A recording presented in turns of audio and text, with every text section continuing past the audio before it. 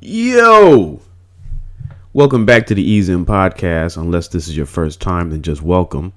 I'm one half of the hosting duo. I'm the co-host, Mike McCraw. My other host, Ray Hedgepeth, is out this weekend performing at Dino Fest with his band, The Amoeba People. Go over on Instagram and follow at The Amoeba People. They posted up some really funny pictures from them at the Dino Fest. But yeah, that's where he's at right now. He's rocking out with his guys. They rocking the little kids. Got the little kids head banging as they should be at all times, because nothing is more metal than a little kid.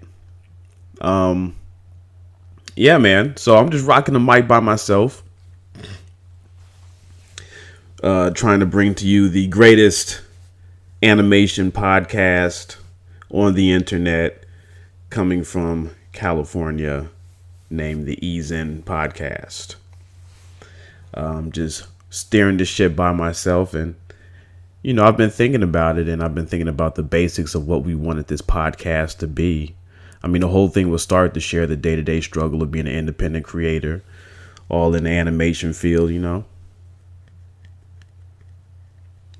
Just trying to communicate the stuff that I wanted communicated to me when I was a young artist coming up, wanting to learn how the industry rolled. And also, even now in my older age, like, I'm really just interested in hearing people during their work day.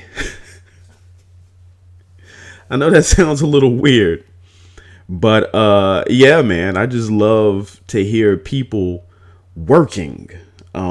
Especially about something that they're passionate about. It can be artistic, but it doesn't necessarily have to be. Like, I remember I used to watch this show called Flipping Out on Bravo. That was all about this guy. At first, it started off with him flipping houses, and then when the housing bubble burst, he got into like interior design and stuff.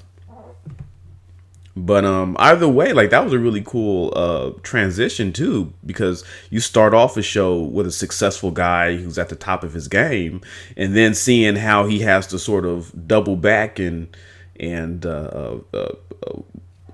figure out how to navigate a industry that doesn't want what he does anymore. So he finds a plan B and works on that. So that was really cool.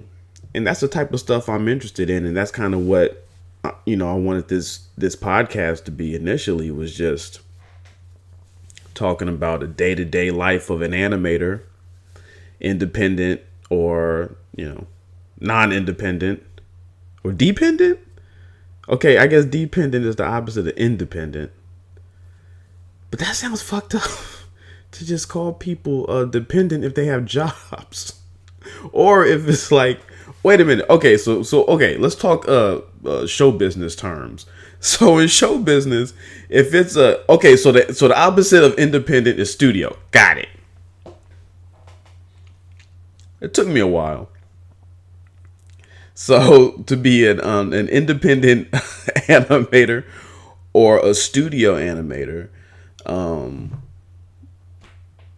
and sometimes independent can be studio too, I guess, if you're like working for an independent studio. But you understand what I'm saying. But that's what this podcast initially was meant to be.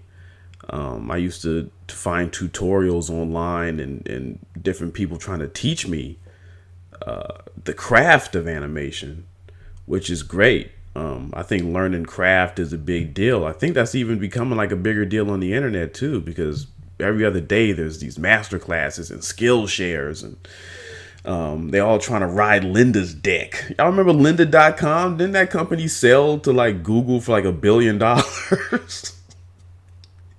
It was like a big deal in the animation community because it was started by a woman that worked in animation. And she, like everybody else in the animation industry, is like, yo, I can't count on this shit for my baseline income anymore. I got to figure something out. And then she created this wonderful site that, sort of incorporated all the different art forms and technical forms that that people use to make dough. And I guess that was the first one. But there's like an uptick in it. I don't know if anybody's been seeing these commercials on YouTube all the fucking time. But you got the masterclass and the Skillshare and I think, are those only two? Well, that's still a lot. Just teaching people about the craft of something. Now, learning the craft is dope, and I think learning the craft is important.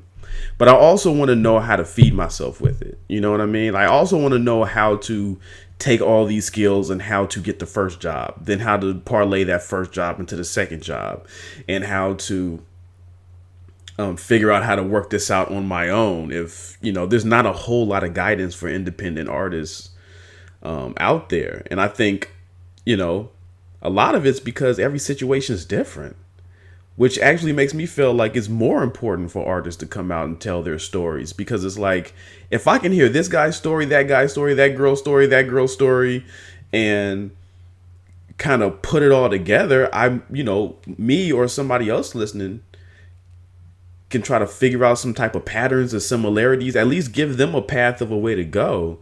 But yeah, a lot of that information isn't really available online. And again, I think it's because there's no one way to do it. Like, you can't go up and instruct people how to make it work. It's like diet books. Like, everybody comes up with a new, like, in order to sell a diet book, you got to have something more in your book than just stop eating shitty and work out. Which essentially is the way that you lose weight. And everybody fucking knows this. But here's the thing. Everybody's looking for a shortcut, and I feel that's the same thing. I think that's the reason why a lot of artists not personally, but a lot of artists don't really like to share their stories, because the answer is different for every person. But it all starts with, you just gotta work your butt off. You just gotta make yourself available, and you gotta suck up to some people and schmooze with these people and just do all the shit that nobody wants to do. But that's the fucking secret. Like, it's, even though your boy Mike ain't never kissed nobody's butt. But I guess that's why I'm still, while I'm still trying to figure out, how to get this indie money.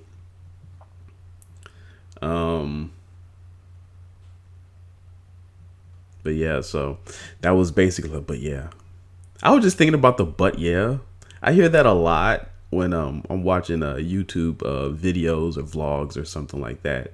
And it's usually younger people way younger than me. That when they reach the end of a sentence, they don't know what the fuck to say. So it's like, but yeah, so, or, what's the other one? So, yeah.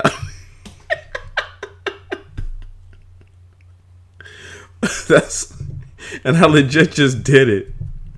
I got really conscious when we first started this podcast, because I used to say,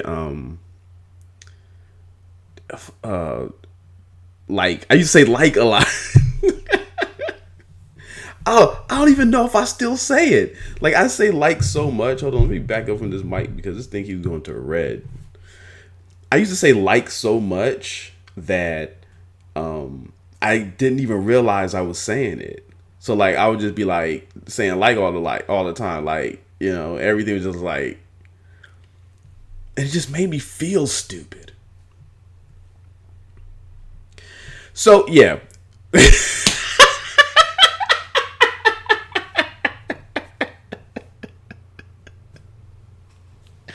Yo, I was legit trying to transition out of the so yeah conversation by saying so yeah. All right then. Is that bad? All right then. I just hope that as these episodes progress, because me and Ray are having we are busy motherfuckers, man. Like, and then on top of that, we have the foil 4 thing popping off that I'll get to in a sec. But we're very busy. We both have full-time jobs. Ray has a band and a full ass family. I got a partial full ass family. Got a baby on the way, which is very stressful. And I'm working on selling property and trying to buy property, and I have a full time job on top of all of that. So we're just very busy. We pulled in multiple directions, and we also have these extra side projects. It's going to be hard for us to get together. I spoke to Ray about this before. I think even on the podcast about possibly doing sort of like bi-weekly things, which is kind of turning out to be like that, but it's not really on purpose. But I don't know. I love doing this podcast, but I just said all that to say that I don't want to lose the intention of the podcast as things, go forward. And I just want to make sure that the core of it is having that conversation with the younger artists and telling them like, yo, this is what's going on in my sector of the art world, working world, real life world. And this is what's going on in Ray's section. Maybe you'll talk to some other people and you'll try to figure out something that works for you. Because I'm going to tell you something. The number one thing that I always look at when I look at the successful people that I look up to the most, I don't really care what they have so much. You know what I mean? Like, because obviously I know what they achieved because I'm looking up to them for some reason. But I don't give a fuck about where they take vacations and what their house look like, if they got a motorcycle in they fucking house. Have you guys seen this ad too, where there's like a guy trying to sell you some shit, or he's trying to teach you? Oh, he's trying to teach shit. See, that's the thing. That's the new hustle. Is everybody trying to teach shit? Just I'm not trying to teach you nothing. Matter of fact, even if I was, I'm not making a fucking dime off of this shit. But this guy has a commercial. So he's actually trying to make money off of what the fuck he's trying to teach you. And part of the ad is like he's talking about, I got a motorcycle in my living room. I know you're not supposed to have a motorcycle in your living room, but that's why I'm successful. It's like, fuck you and your motorcycle.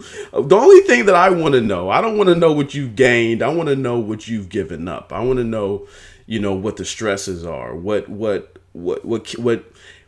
how little you slept at night, like what it did to your personal relationships, and whether you felt like it was all worth it or not. That's the type of stuff I'm interested in, because that's the work that you need to put in to be great at anything. And I feel like sometimes the price isn't worth the reward, or the price isn't worth what you paid for it. I don't know. But you understand what I'm saying. Like, whatever you're giving up, you might.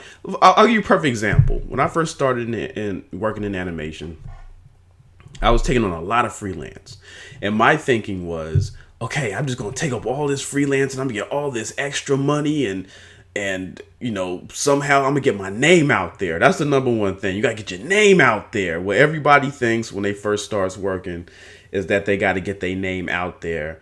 And I was no exception. And I just felt like, just building a portfolio was going to get me to where I needed to go.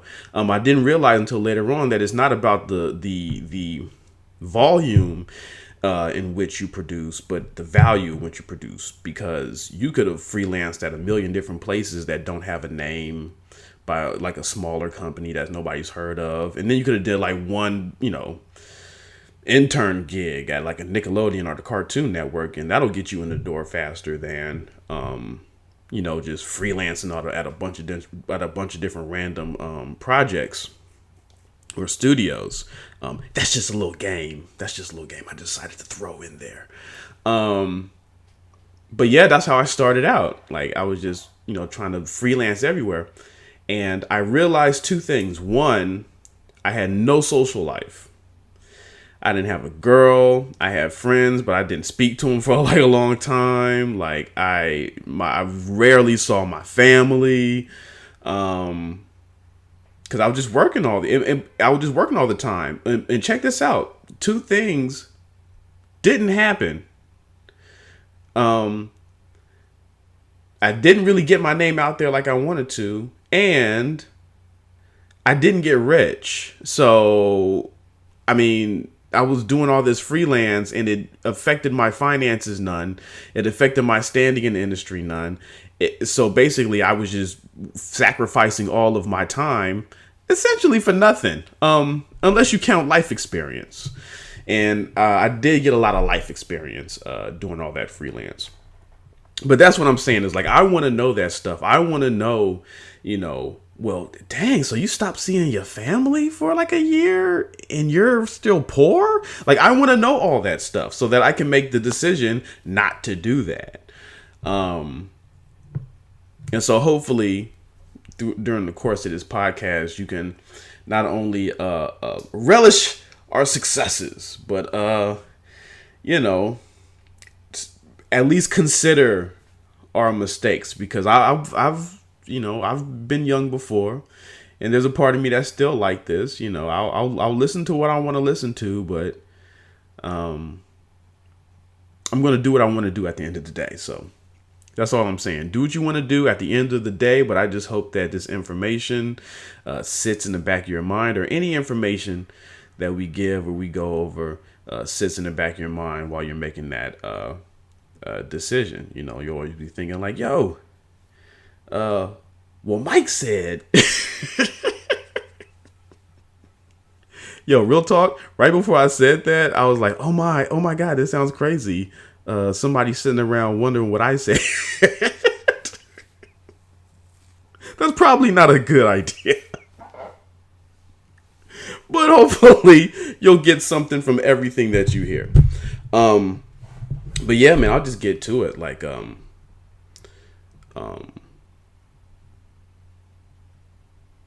moving along on our independent projects. Like I said, me and Ray are very busy. So the rundown is this.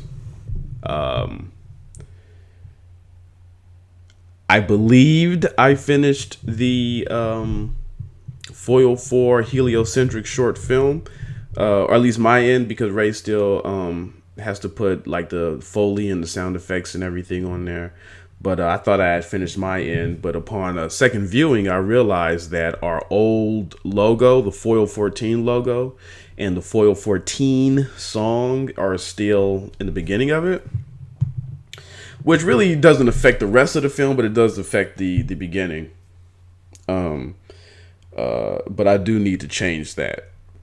I just got the audio from Ray like a couple of weeks ago. Or a week ago, excuse me. Jesus Christ, I'm burping and hiccuping all over the place. Ray did give me the official Foil 4 theme song a couple of weeks ago. And I put that into the new intro. So that's done. I just got to mesh everything together for the short. But so the Foil 4 short is technically in the can, but just needs to be another cut laid out for it to be finished. And that's not going to be such a big problem, because like I said, Ray still is working on the audio part of it. So I guess there's no rush. And so we got a lyric video done as well. So we got the short, we got the song. I even put up some artwork for the single, for the heliocentric single on my Instagram page. That was fun figuring out. It's funny because I did like 3 thumbnails of ideas of how I wanted it to look, and the final 2 images that I sent to Ray to pick from for the single, nothing like any of those thumbnails. I didn't use a single one of those thumbnails. One of the thumbnails I kind of used, but it really wasn't that big of a deal. So I basically did like 3 thumbnails just to figure out what I didn't want to do. So we did that, but then also there's the lyric video, which I'm not sure when I want to put the lyric video up. And that's basically just something real simple where you just hear the full song and it's just the lyrics popping up. I wanted to put that out before the short, but maybe I'm thinking after the short. But then I'm thinking before the short because that's done and the short isn't actually done. And I just want to put some shit up because I'm impatient. And I feel like we've been holding on to this fucking thing for almost 2 years. for like definitely over a year, probably a year, almost two. So yeah, and then I'm thinking about making a book from the 404 heliocentric song, but I'm not exactly sure how I wanted to format it. But that's something that I'm considering doing. It's kind of something that needs to happen, but I just got to figure out how I want to present it. But speaking of like book configuring, like, man, I got to tell you, an old lady from my past has popped back up, and I'm just falling back in love with her. That's actually Sacagawea. For those of you who don't know that I actually made a Sacagawea animated short film, might be confused that I just said Sacagawea just popped back up in my life. I was trying to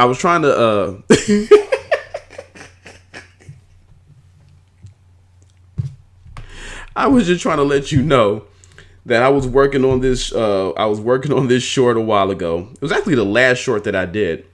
Genghis Khan was the second. So I did Mansa Musa, I did Genghis Khan, and then I did Sacagawea, which was the last one. Sacagawea has been getting good responses as far as like the small clips that I put out from the short. So I decided to turn that short into a book. And it was weird because I've been announcing this for a long time. And when I first started a few months ago, I wasn't really into it. I'm not going to lie. Like, I was sort of like in the finishing stages of Foil 4. And it's like every time I touched Foil 4, I just got more excited about it and started coming up with new ideas. But at the same time, I was a little burnt out from the animation and the drawing side. And I really wanted to write. So I wound up writing like 2 scripts.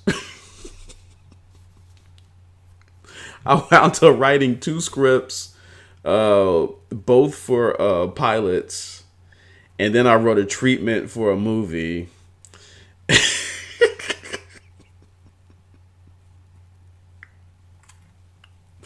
And then I wrote a treatment for a fucking movie, while simultaneously having another idea, which still, I'm not gonna lie, is still kind of swirling around in my head because it's really dope.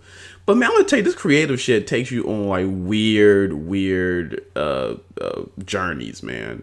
Down weird roads. But it's very important to stay, focused. Because you can't accomplish anything without being focused, especially somebody like me, who I can't do many things at the same time. I kind of need to focus in order to get one thing done.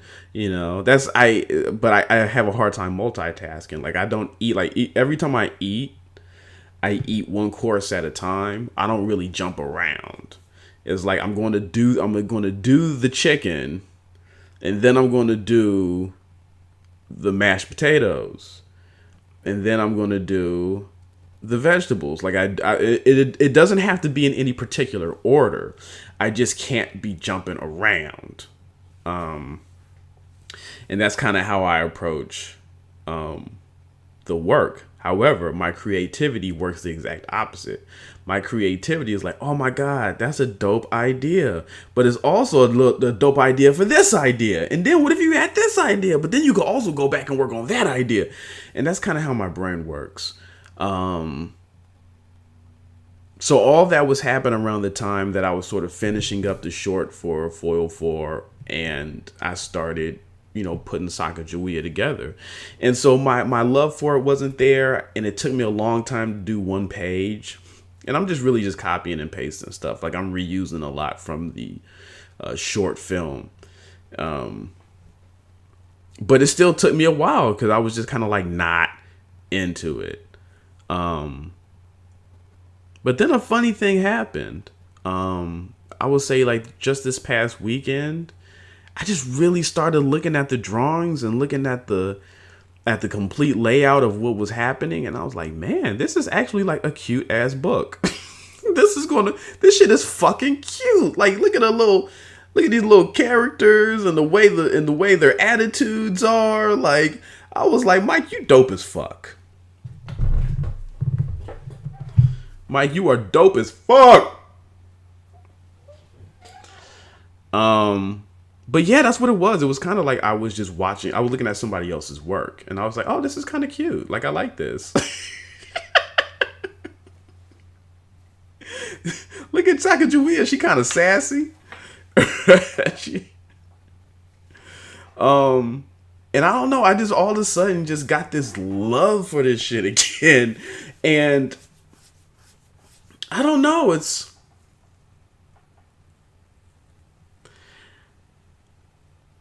I don't know. It's just like it's just sometimes like even with Ravenous Cliff. Ravenous Cliff was a comic that I started. I never finished, but sometimes I'll look back at that material and I was like, oh man, that was kind of fun. Like that's kind of dope. I don't know. I think sometimes like because artists are such emotional bitches, I think that we get so into like with me with Ravenous Cliff, and it was like, oh man, ain't nobody selling this shit, oh man, or ain't nobody buying this shit, or man, ain't nobody fucking like reading it online, man. I'm like, man, fuck this shit, you know what I mean? Like my disappointment bled over to my initial enjoyment of the actual project.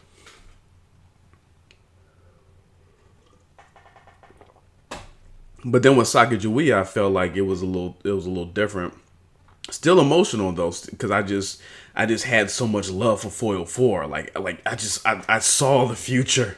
I was like, oh my god, this Foil 4 shit is going to be fucking big, and it's going to be like so much fun to work on, and I have all these ideas for music videos and ways to steer this ship. I felt like working on Foil 4, especially, and I think a lot of it has to do with working with Ray, is that it's like working on a cartoon, but you actually have some say. Because like just in my career, like I've worked on a lot of cartoons, but I didn't really have say in anything. Like I just kind of did what they gave me, and they handled all the back end of how to market it and how to do whatever. But with this Foil 4 project, is like I'm like in the creative seat, I'm in the marketing seat, I'm in the grunt seat, which is always fun. There's nothing wrong with being a grunt when you don't have to depend on being a grunt to pay your bills.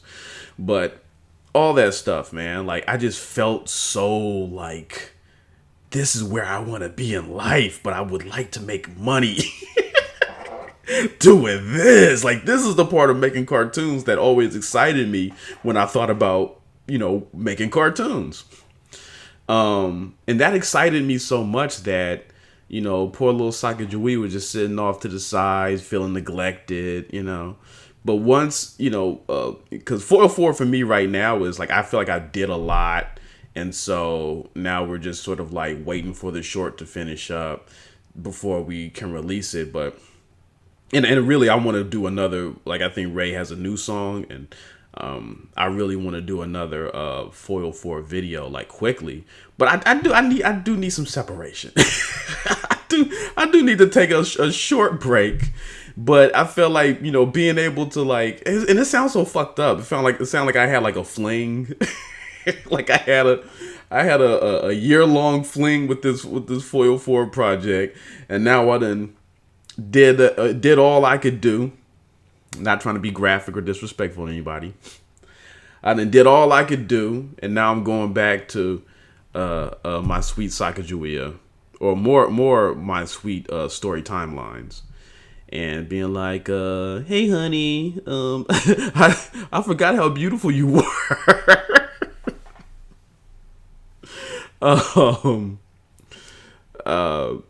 that's kind of how it feels. It's like I just forgot what I loved about the idea of story timelines to begin with for a second. You know what I mean? Like I just got so caught up in, oh, is the book selling? Oh man, this is what I gotta do to sell the book. Okay, I need to stop doing the fucking shorts and start doing the books. Okay, maybe I could do this with this idea and that idea.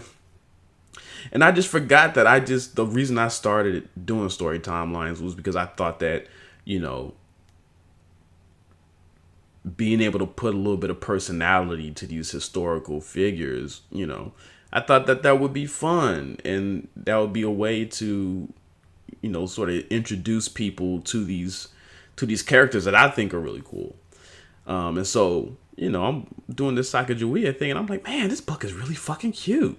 I like this. This is nice, and it's like, it's not too super high concept. Because I think that's another thing too. Like, I wrote 2 scripts, did a fucking film treatment, and those are all like really high concept, complex, multiple character type shit. And so I go back to Sacagawea, and it's like, come on, Sacagawea, take me on your little journey. And it's just so much fun and refreshing.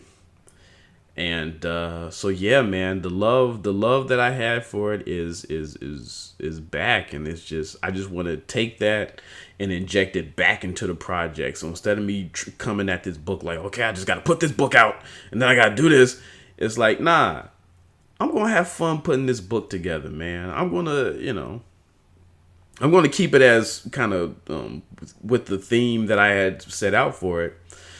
But yeah, I'm just gonna put the love back into it and take my time and really enjoy this project of putting the Sacagawea book together. Because I'm not gonna lie, when I first started it, I wasn't really digging it. I wanted to do other things, and that happens. But yeah, there's a reason why studios have producers, because somebody got to keep these crazy artists in line.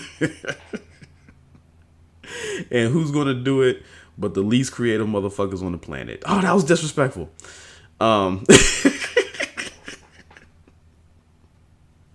Hey, man.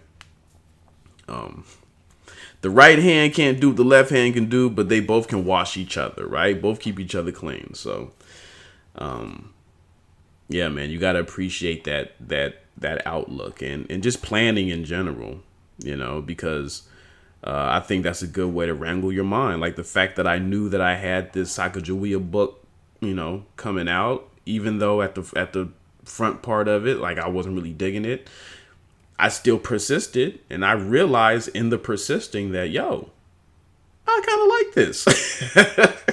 I really like this. Like, this is really fun. I remember why I started doing these. But I probably wouldn't have got that back if I didn't have this deadline, if I didn't have this idea that I wanted to put this book out, and I want to dedicate myself to that. So a plan is very important, in my personal opinion, for whatever the fuck you do. Come up with a fucking plan, because there's going to be times where you don't want to do it, but it's still on the schedule. There's going to be times where you wouldn't have found the love for it if you didn't, keep hammering at it. And you wouldn't have kept hammering at it if it wasn't on the schedule.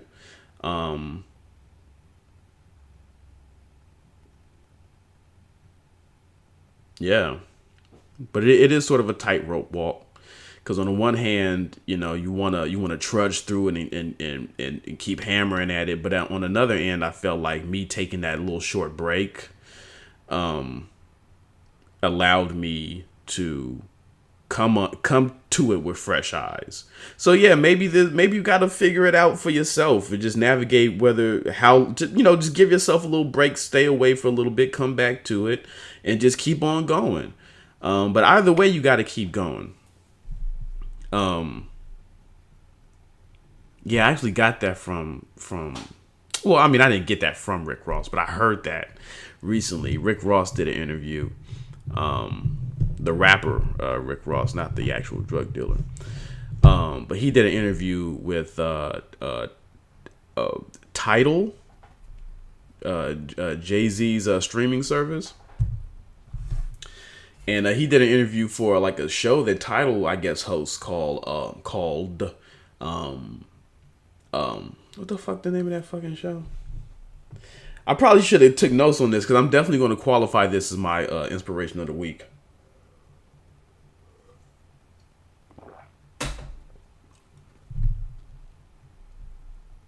Fuck.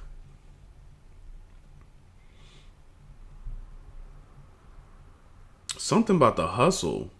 Side hustles. Yeah. Yeah, so Tidal has a series on there called Side Hustle, and I guess they talk to entertainers and talk about, so hey, you're an entertainer, but we all know you got side businesses and other ways of making money. And so they spoke to Rick Ross and they talked about his investment in fast food, which, looking at him, you wouldn't think that would be the wisest, unless you are considering the fact that he knows the product.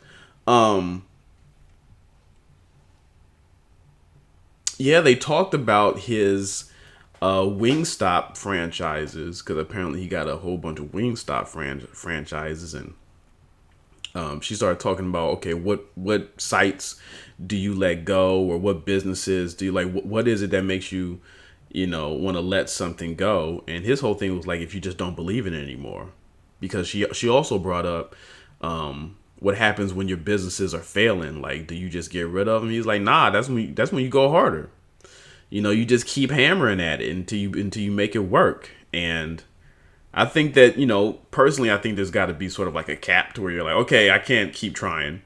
But I do like this idea where, it's going to take a lot for you to give up. Because I see that all the time. Like, even Linda.